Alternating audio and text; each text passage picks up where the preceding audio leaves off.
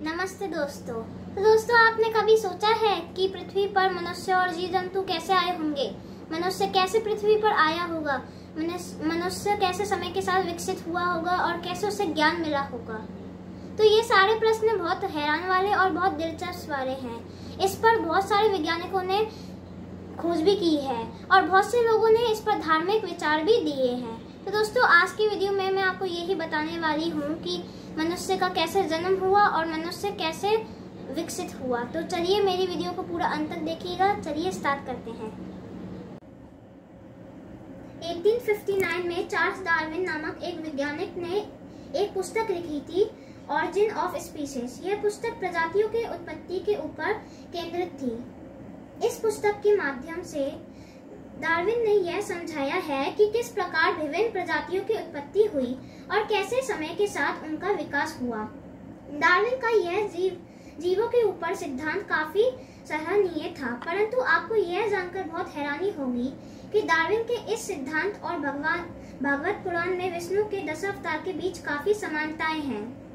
जी हाँ, हमारे हिंदू धर्म के अनुसार भगवान विष्णु ने इस सृष्टि के पालनहार हैं, जिनका कार्य इस पृथ्वी पर संतुलन बनाए रखना है। जब इस पृथ्वी पर कोई संकट आया तब ईश्वर ने किसी न किसी रूप में आकर उस संकट का विनाश किया है। जिस प्रकार डार्विन ने अपनी सिद्धांत के माध्यम से लोगों को प्रजातियों और उनके विकास के बारे में बताया है, वह विष्णु के 10 अवतार से काफी मिलता जुलता है।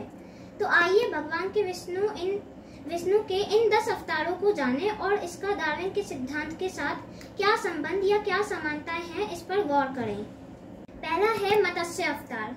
यह अवतार भगवान विष्णु के 10 अवतारों में से सबसे पहला अवतार है।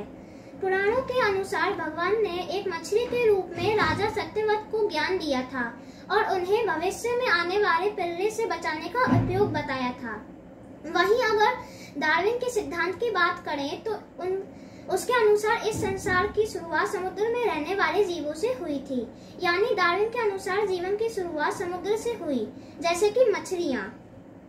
दूसरा है कूर्म अवतार। ये भगवान विष्णु का दूसरा अवतार था, जिसमें भगवान कछुए का रूप धारण कर समुद्र मंथन में सहायता करते हैं। डार्विन के सिद्धांत के अनुसार दूसरे चरण में जलीय जीवों ने समुद्र से बाहर निकल जमीन पर चलना शुरू किया और इस तरह से उभयचर अस्तित्व में आए। कछुआ भी एक उभयचर ही है जो भूमि और जल दोनों पर जीवित रह सकता है।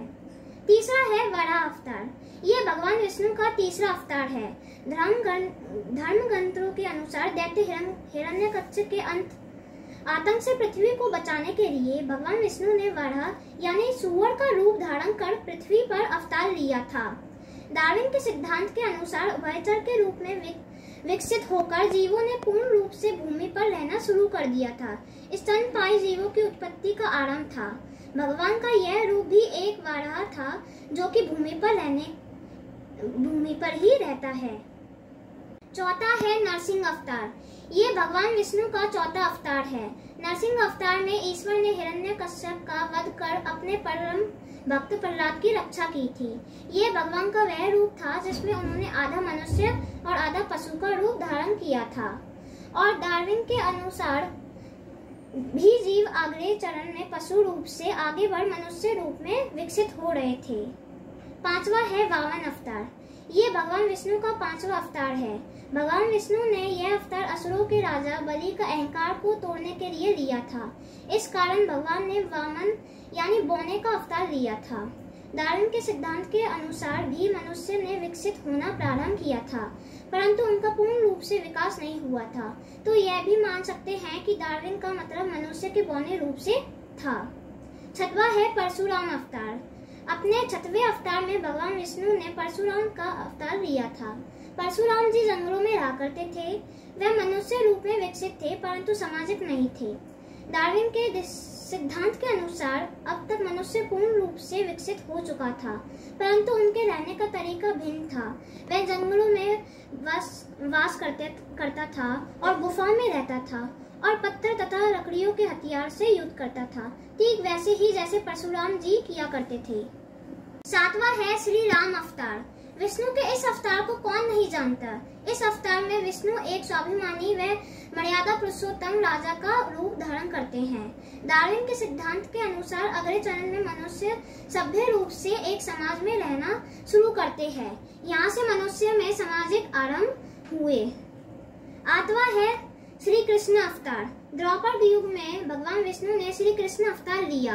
उन्होंने धर्म अधर्म, जीवन मृत्यु, मोक्ष और कर्म हर विषय में ज्ञान था। वह राजनीति, कूटनीति, मित्रता व शत्रुता हर रिश्ते निभाने में परिपक्व थे। डार्विन के अनुसार भी मनुष्य अब तक अपने जीवन की वास्तविकता को समझने में सक्षम हो गया था।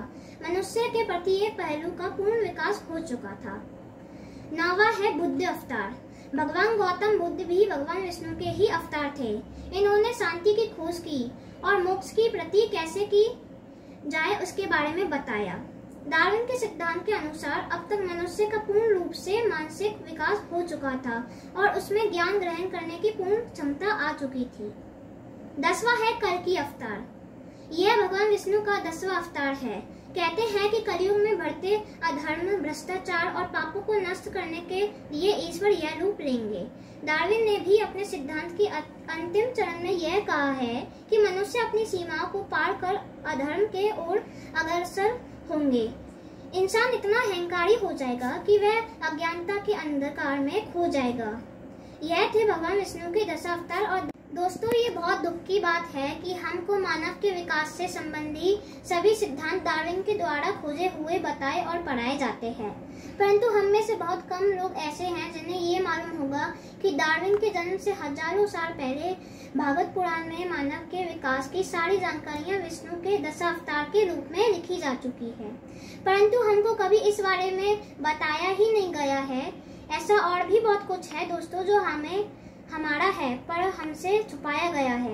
ये दोष हमारी शिक्षा नीति का है, क्योंकि हमारी शिक्षा भारतीय नहीं है। हम वही पढ़ते हैं जो अंग्रेजों ने लिखा है।